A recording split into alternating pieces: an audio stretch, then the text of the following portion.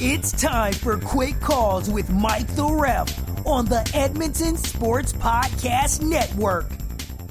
Hello, everyone, and welcome to this special edition of Quick Calls here. I am Mike the Ref, senior engineer here at the Edmonton Sports Podcast Network. And this is one of our first podcasts that we're actually simulcasting on YouTube as well. Check out the Edmonton Sports Podcast Network on YouTube. I should have a little easier address to find it on the web here coming up soon. But this show is going to be covering the PWA Hysteria show from the Norgate Lions Senior Centre from this past Saturday. The reason we're doing this from the studio and I'm doing it myself is they had to make some special arrangements here. A very smart move on behalf of the promoter. The timing of the card, if they would have started it at the regular time, the crowd probably would have taken a pretty big hit with the Edmonton Oilers playing essentially a Game 6 clinching hockey game.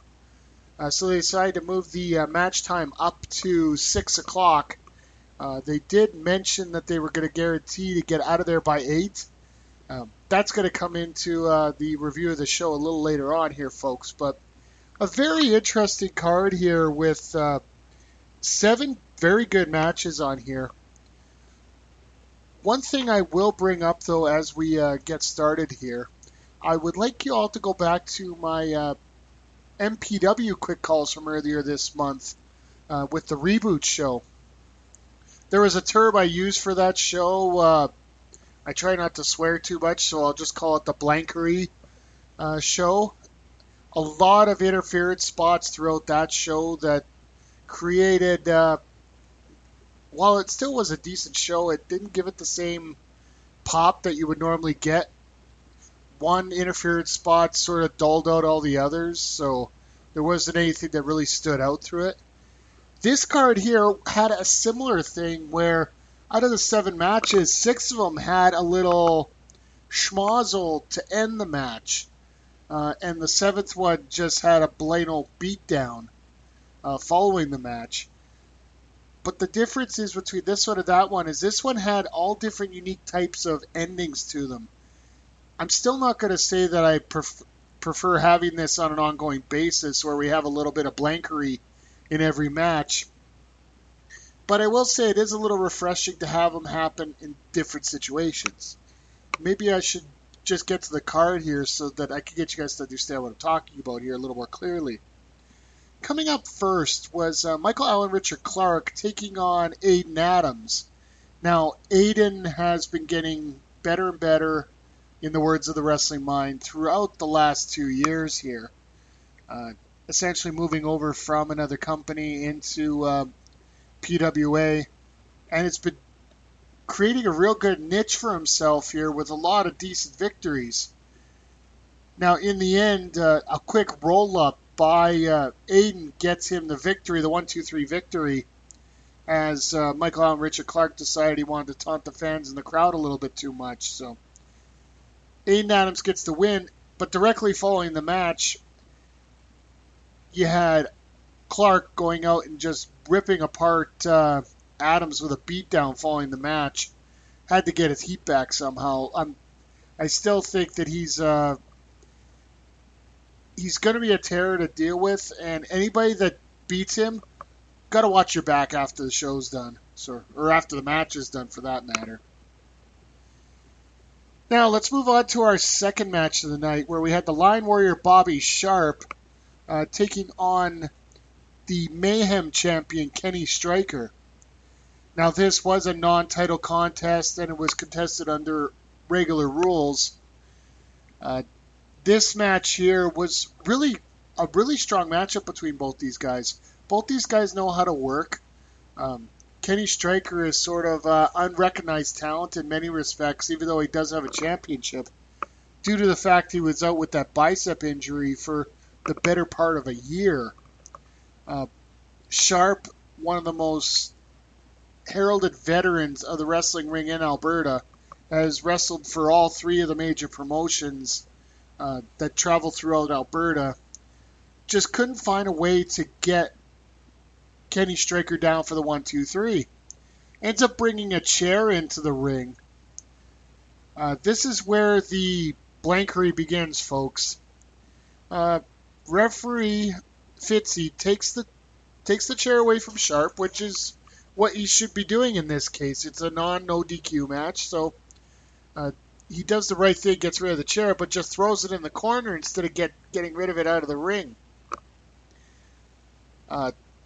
Match continues, and all of a sudden there was a drop toe hold by Bobby Sharp onto Kenny Stryker into the chair, which I will mention for anybody that watches wrestling in sort of a smarter way. The chair was actually positioned the wrong way, so I can almost imagine how his face feels right now. That caused the disqualification and the victory for Kenny Stryker.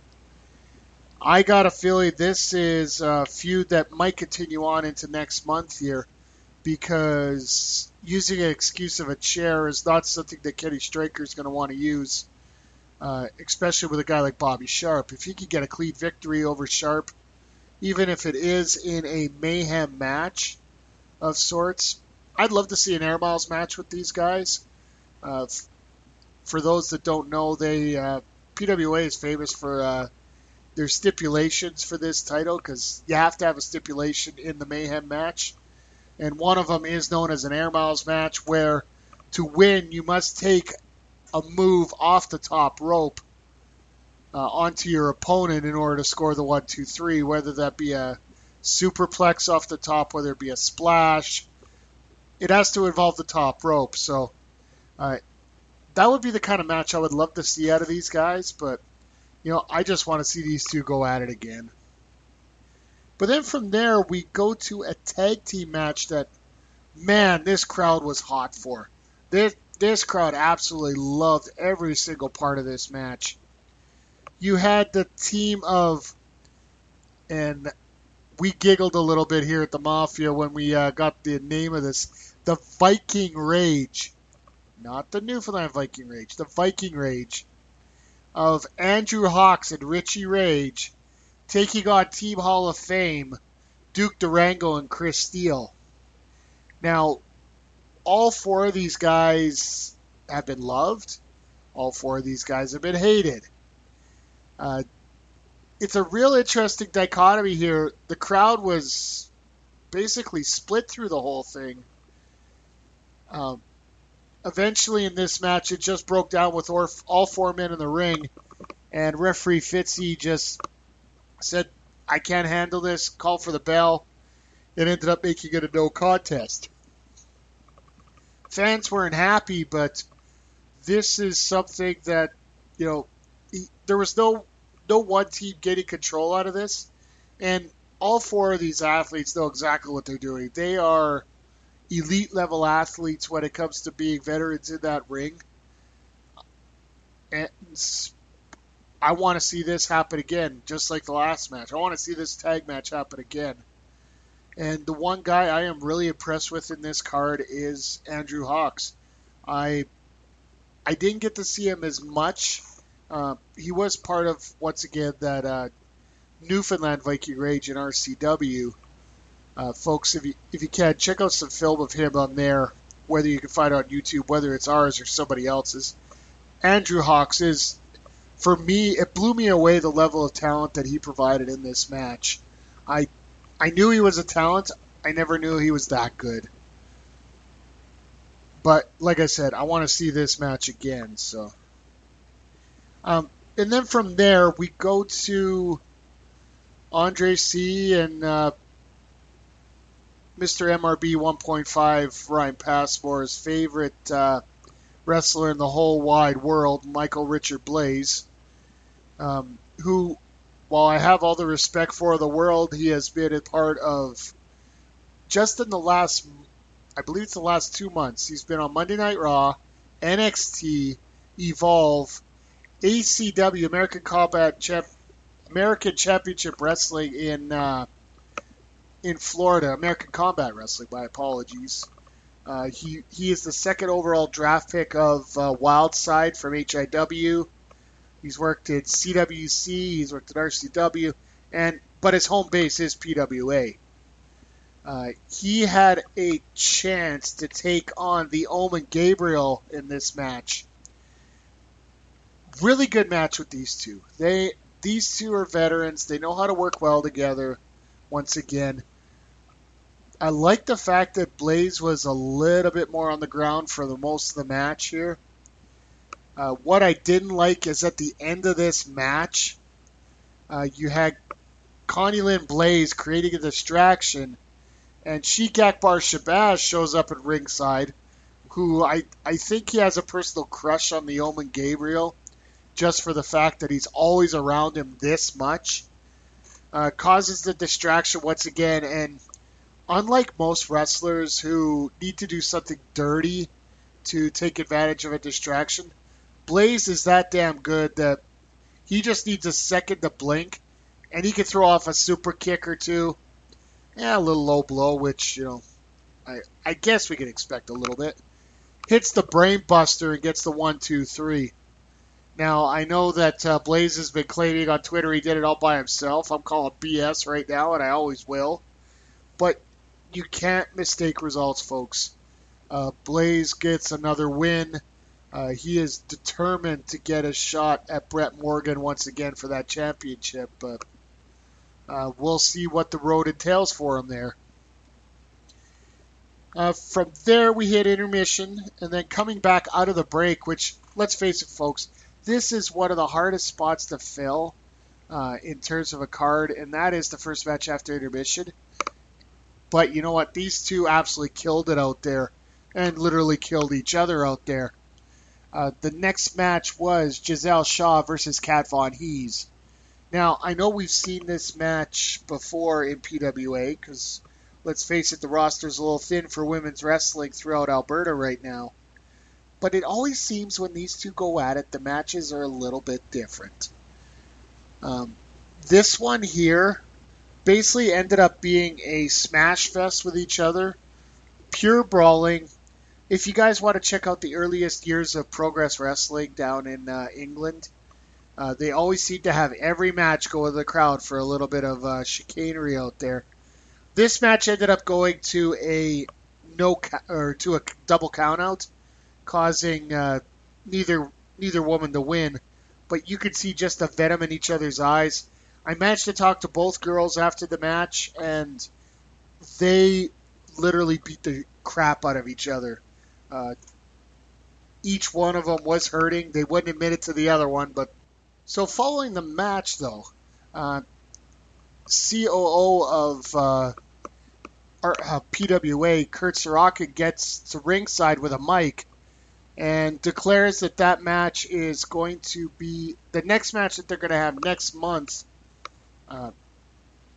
Is going to be a lumberjack match where wrestlers are going to be surrounding the ring and their sole purpose is to throw the wrestler back into the ring so we don't have this situation here come up.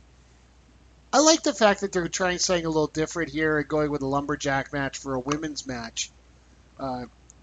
It's something different. It's something a little more original with the women's division, and I can't wait to see what these guys come up with it. So, but then from there, folks, I still can't get this image out of my mind, and it scares me. I get shivers when I see it. The next match here was the PWA Canadian Tag Team Championship title defense. And I can't believe I'm saying this, folks. I really can't. The Millennial Rebels, the PWA Tag Team Champions. Colton Kelly and Reed Matthews. Really? These two gentlemen won the belt in Calgary earlier in the month. And I'll be honest, I'm still shocked by it. The belt looks like it's in the 2010s, but Colton Kelly's jacket still looks like it's in the 1970s. But I'll leave that there. They took on the former champions, Alexander Prime and Sean Moore. Now, throughout the match, it looked like the former champions were going to take things to another level and get their titles back. But in a shocking turn of events at the end of the match, you had Alexander Prime turning on Sean Moore, giving him a kick right in the Mat Messiahs there, right in the crown jewels, whatever you want to call it. I think the only people more shocked about it than the crowd were the Rebels themselves. They looked at each other, waited a couple seconds, then took advantage and hit their heart attack style neck breaker on Sean Moore and got the 1-2-3. Following the match, Prime decided to beat down Moore and leave him laying there. I don't know what's gotten into Alexander Prime. Maybe the accolades that he's been getting have gotten to his head a little bit and thinks he's some kind of star. Nobody's above this wrestling business, and I hope somebody teaches him that in this situation here, so I don't know. But going on from there, let's get to some happier news here. We had the PWA Canadian Heavyweight Championship. You had the champion Brett Morgan taking on the Edmonton SPN 2016 Heel of the Year, Sheik Akbar Shabaz. Now, Sheiky's been riding up a little bit of momentum here, basically doing whatever he can to gain a victory over everyone that's been put in his path here. And he is looking to get a title out of this match here, too. I will say, if these two were left to their own devices, I think they could have a classic match just with the two of them. Eventually, during the match, we had a visit by Michael Richard Blaze and Connie Lynn Blaze. Whole bunch of distractions. Thank goodness Brett Morgan was able to overcome them and get the 1-2-3 and retain his championship. Following the match, though, my goodness, did he get beat down. He got beat down by all three people. Even Connie got a few shots in here or there. Your champions left lying, and Blaze and Sheik are standing there over the top, so overjoyed at their work. Rather disgusting sight, if you ask me. I think Ryan and Andre should be ashamed for cheering this man, but I'll leave it at that point there. But that's going to wrap up this card, folks. You can see what I was talking about with a little bit of interference and just strange endings to end the show. But this one was done, what I find, a little bit more variety, makes people not think about it. I'll be honest, until I actually sat down and looked at the card, I didn't realize that there was this kind of chicanery throughout the entire night until I actually looked at the results here. So, all in all, if you have to go back and analyze a card to realize something's happening, you know you've done a good card. Because it makes you think, it makes you look forward to stuff going on. So we're going to go with the match of the night here, folks. And personally, I'm going to go with that tag match I mentioned earlier on in the night with Andrew Hawks and Richie Rage taking on Duke Durango and Chris Steele. These guys could fight forever, and I would not feel bad about watching it at all. And then the shock of the night, the surprising moment of the night, it has to go to when Alexander Prime kicked Sean Moore right in the fudgesicles there. So, all in all, it was a great show. The next show coming up is going to be third week of May. Tickets will be available soon. As well, they announced that for Night of Champions, the tickets will be made available May 7th.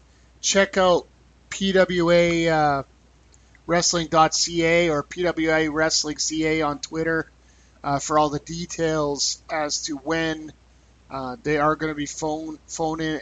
But folks, make sure you're there right away to get tickets. I know I have to take a little bit of time away from work to get these tickets set up properly for us in the Mafia. So, but that's going to wrap up this PWA Hysteria show here from the Norgate Lions Senior Centre. This is part of the Edmonton Super Weekend of Wrestling with 3 different companies and 3 different days covering a whole variety of wrestling shows. If you want to check out the Edmonton Sports Podcast Network podcast page, we did have the RCW Maria Washchuk show come up from the day before, from the Friday. Andre C. and the Wrestling Mind, Brian Hamilton had that covered. Of course, this happened on the Saturday. And then from Sunday night, from the St. Albert Community Hall, you had the CWE, Canada Wrestling Elite 8th Anniversary Tour Stop in St. Albert featuring Mr. Wonderful Paul Orndorff. The podcast with myself and the legend T. James Logan, who graciously managed to step in to give me a hand on that card. That will be coming up here momentarily as well. Make sure you check us out on iTunes, Google Play. We're on YouTube now with the simulcast, as well as a whole bunch of videos from many different promotions. I'm going to try and simulcast as many podcasts as possible on there. As well, don't forget about our t-shirt store at whatamaneuver.net/collection/Edmonton-SPN. We have the Front Row Mafia as well as One World Empire and Struggle shirts. And folks, I don't care what promotion you support. The Struggle versus Everything is real, and those are fantastic shirts. So make sure you pick one up for yourself. Hell, pick one up for your enemy, because you want to let them know that the struggle is real when they put up against you. So I am also going to make the announcement that there is going to be some new stuff coming up to the network here in the next few weeks. I will keep you guys in tune, and once everything is all finalized and signed and dotted, I will let you guys know what's going on. So that's going to wrap up this show here, folks. I am Mike the Ref, Senior Engineer at Edmonton SPN. Get a hold of me on Twitter at Mike the Ref. The email is theblowncallshow@gmail.com. And I want to thank you once again for helping us out. If you can, please give us a rating on iTunes. 5 stars if you like, 4 stars, even 1 star. If you hate it that much, feel free. At least it gets people talking about us. Let us know what you think, and let's get the word out to everybody that Alberta wrestling is some of the best wrestling in the world. So don't forget, if you're going to make a good call, make a quick call. And this has been Quick Calls covering the PWA Hysteria show from the Norgate Lions Senior Centre in Edmonton, Alberta, on the Edmonton Sports Podcast Network. This has been Quick Calls with Mike the Ref on the Edmonton Sports Podcast Network. Contact us on Facebook or check out edmontonspn.podbean.com.